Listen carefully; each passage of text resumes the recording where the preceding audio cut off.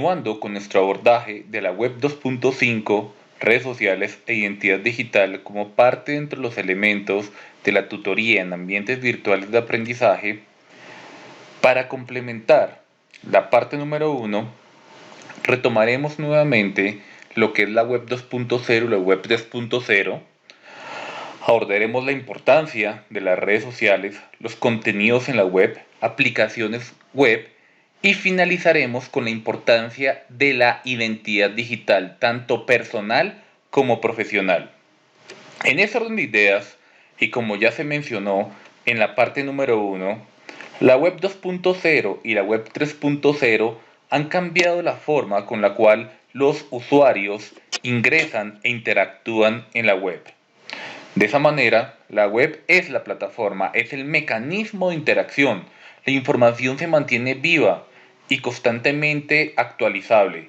Se producen efectos en donde se puede construir una arquitectura de participación, y la innovación que se presenta es a partir de usuarios independientes que empiezan a hacer desarrollos. En otras palabras, las personas empiezan a construir lo que es la misma web. El software empieza a brindar servicios en donde constantemente vamos a estar en un beta perpetuo. ¿Qué es beta? Una etapa en la cual estamos en constante desarrollo, y por ende motivo es muy frecuente escuchar que la versión del programa es la 2.11115 y así sucesivamente. Las personas se conectan más fácil y es muy importante la identidad digital. Eso ha cambiado la cultura, la forma de ver en las personas lo que ocurre en la web. Asimismo, como se mencionó, la web es el www, es una plataforma de trabajo, cambia los dominios, la forma de la búsqueda, en donde la inteligencia colectiva empieza a emerger, en donde las bases de datos o gestionar bases de datos es una competencia básica que cualquier persona debería tener. Y asimismo, los modelos de programación y esa competencia de programación empiezan a aparecer dentro de las dinámicas en que todas las personas deberían adquirir.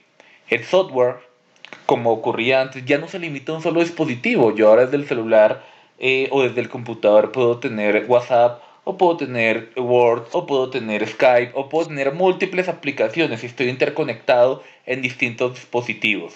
Y asimismo las experiencias del usuario son enriquecedoras, y las interfaces, que es la forma gráfica y con la cual nosotros navegamos, son más intuitivas. Asimismo, ¿qué es lo que normalmente hace la gente en Internet?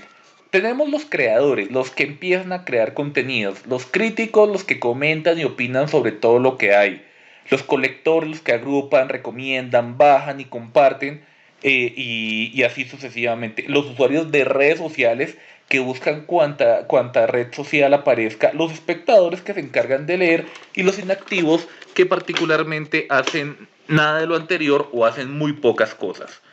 Asimismo, dentro del rango de edad, los creadores se empiezan a ver que empiezan a ser un poco más jóvenes, los críticos empiezan a tener 10 años más, los creadores alrededor de la edad de los 20, los críticos a partir de los 30, los colectores están en cualquier edad, los usuarios de redes sociales son mucho más jóvenes y los espectadores asimismo, pero los inactivos, a medida que se incrementa la edad, incrementa la inactividad, posiblemente porque no son nativos digitales. Pero digamos que hay una conclusión muy importante, y es una premisa que esa generación tiene, el por qué no nacieron nativos digitales. Posiblemente hay resistencia, y es todo lo contrario, depende mucho de la interacción y los límites que se ponga cada uno. Y eso nos lleva a definir que hay 4 líneas de la web 2.0 y 3.0: las redes sociales, los contenidos, cómo se organiza la información y cómo los servicios o las tecnologías se entrelazan. Y a partir de acá empezamos con el tema de redes sociales. Las redes sociales nacen como una forma o un espacio en donde las personas y las comunidades empiezan a hacer un proceso de intercambio social.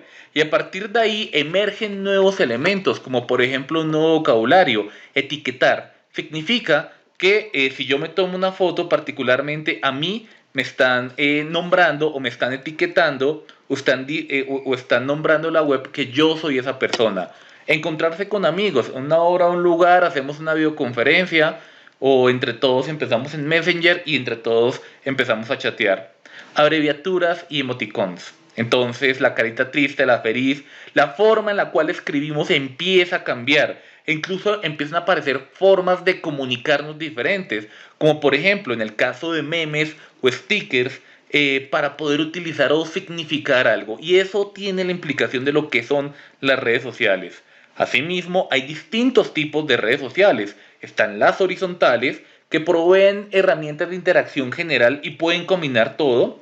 Verticales dependiendo del tipo de usuario. ¿Qué quiere decir? Que dependiendo de mi necesidad a un público específico, como por ejemplo LinkedIn, aparecen esas redes sociales. O verticales dependiendo del tipo de actividad, que se provee una actividad particular, como por ejemplo ver videos. Entonces uno ve horizontales que sirven para todo, verticales dependiendo de lo que yo la necesite o dependiendo del tipo de público al cual yo me estoy dirigiendo.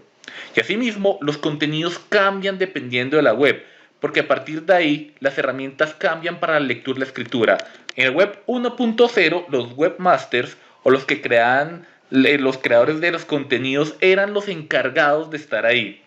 En la web 2.0, a partir de las redes sociales, las personas se vuelven consumidores y productores de contenidos, crean, modifican, comparten. ¿Y qué requieren? Lo mínimo que requieren: computador, conectividad y conocimientos básicos. Pero a partir de la web 3.0, el acceso, y aquí ya es un poco más complejo a la 2, porque navegar en redes sociales es sencillo, pero la 3, que significa adaptarme a los servicios de las personas, implica a partir de ahí particularidades. La información es para cada persona. Aquí ya se requieren palabras claves, información con base en búsqueda y preferencias, y aquí ya se requiere smartphone, tabla, PC, conectividad, conocimientos básicos, plan de datos, una georreferenciación para poder determinar en dónde estoy. Entonces eso implica ese proceso y a partir de ahí empezar a filtrar la información. Y bajo ese orden de ideas hay distintos tipos de aplicaciones que actualmente se pueden utilizar. Y la primera, que es casi la que inclusive en el ámbito educativo se utiliza, son las wikis. ¿Y qué es la wiki? La wiki es un sitio en donde fácilmente distintas personas pueden actualizar y editar, en donde todos pueden empezar a construir de manera colaborativa los contenidos que tiene dicha página. La más famosa es Wikipedia. Y incluso muchos de los estudiantes o la generación de hoy está buscando información en Wikipedia. Eso puede traer elementos positivos o negativos.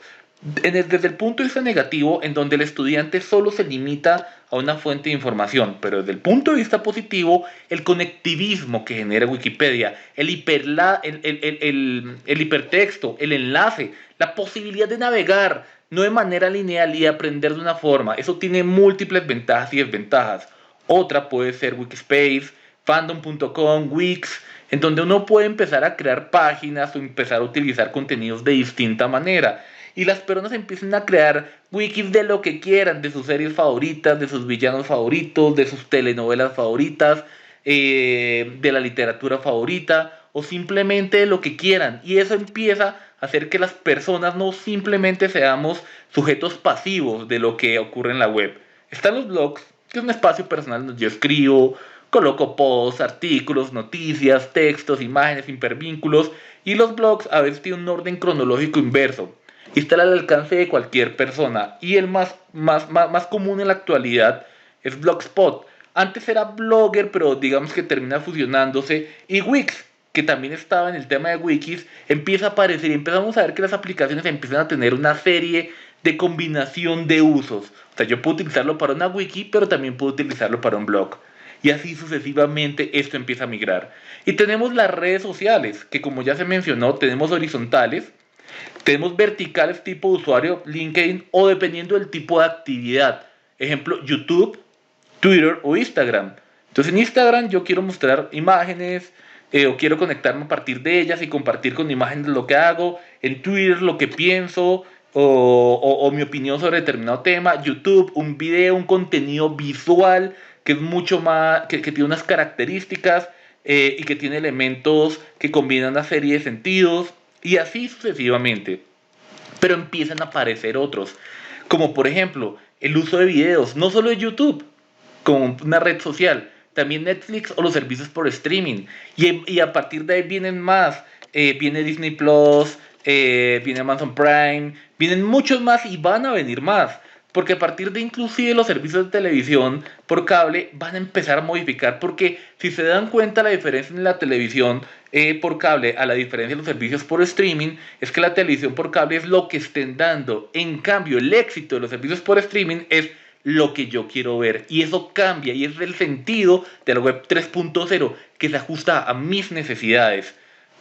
Las charlas, o empezamos por chat, por Messenger, WhatsApp, Telegram, puedo por audio, videollamada, video, mandar un audio, puedo mandar imágenes, lo que quiera mandar. Inclusive en documentos por Dropbox, Google Drive o otros gestores de descargas, videoconferencias como Skype, Teams, Blackboard, Zoom e incluso plataformas educativas como Moodle, edX o Coursera que empiezan a aparecer en donde la web también tiene múltiples particularidades y múltiples usos, pero también para temas de lectura, videojuegos, en línea, consolas, en donde inclusive los juegos ya no están en físico, están en la nube. Sistemas de georreferenciación, Google Maps, inclusive sistemas para poder encontrar más rápido las reservas o apps para pagos en línea o pedidos en línea como Mercado Libre, eBay, AliExpress, Rappi y una serie de elementos que implican que el mundo está cambiando. Y todo eso nos lleva a que el mundo, y es la última parte del proceso, empieza a tener una identidad digital que empieza a ser igual o más que importante que la identidad presencial o la identidad real. Y a partir de ahí, como mencioné, hay dos tipos de identidades, la personal y la profesional. En la personal está el perfil que uno tiene de Google, que sirve para el Drive, para YouTube, que sirve para inclusive un número de redes sociales. También tenemos Facebook, en donde aparte de crear también redes con amigos, imágenes, fotos, documentos, textos, empiezo a interactuar y empiezo a tener una historia de lo que soy. En Twitter empiezo a compartir, interactuar, a conocer lo que opinan distintas personas. Instagram por intermedio de imágenes o en sitios o videos o comentarios de lo que hacen estas personas. YouTube, en donde hay youtubers que empiezan a crear contenido y en donde inclusive esa identidad personal, las generaciones actuales empiezan a verlo como un mecanismo o como una opción de vida. Porque algunas de estas redes están monetizadas o inclusive ganan recursos por tema de publicidad. Entonces empiezan a aparecer estos influencers, algunos con conocimiento experto de lo que están mencionando, otros no, otros simplemente porque están creando lo que la gente necesita. Y ese es el punto de la web 3.0. E incluso aparecen redes como Tinder, que ya inclusive cambia la forma de establecer relaciones entre las personas desde el punto de vista afectuoso y amoroso. Entonces esto empieza a ver y empieza a interactuar y hay que tener en cuenta estos elementos para conocer las nuevas generaciones y adaptarnos a estos procesos. Pero en el mismo sentido, y las personas que normalmente están en la identidad o que tienen identidad digital personal, escasamente o no todos tienen identidad digital profesional, la cual también es muy importante y requiere desde el punto de vista de los profesores empezar a interactuar y entender qué es eso que hacemos desde el punto de vista profesional. Está ORCID, ResearchGate, Google Scholar, que son redes en donde el investigador o el académico empieza a documentar eso que publica o investiga. ORCID es el código de identificación digital del investigador, ResearchGate, en donde se comparten, es una red social de investigadores, Google Scholar, que tanto estoy publicando, pero asimismo está LinkedIn, que es una red profesional en donde las personas se intercambian para poder buscar no solo desde el punto de vista académico ni investigación, sino también relaciones comerciales. También está SlideShare. SlideShare tiene un punto de vista importante porque a partir de acá esta es más educativa, en donde yo puedo compartir, si no quiero en YouTube, pero pues si lo quiero bajo otra red social, puedo compartir mis presentaciones, mis documentos y mis videos y puedo determinar quién los ve, qué tanto lo están viendo y si los pueden utilizar. Y aquí empieza a aparecer una licencia digital de lo que hacemos. Al igual que YouTube, YouTube también tiene unas licencias específicas. Y desde el punto de vista colombiano también está el CEVELAC, que es el currículum de Latinoamérica y el Caribe.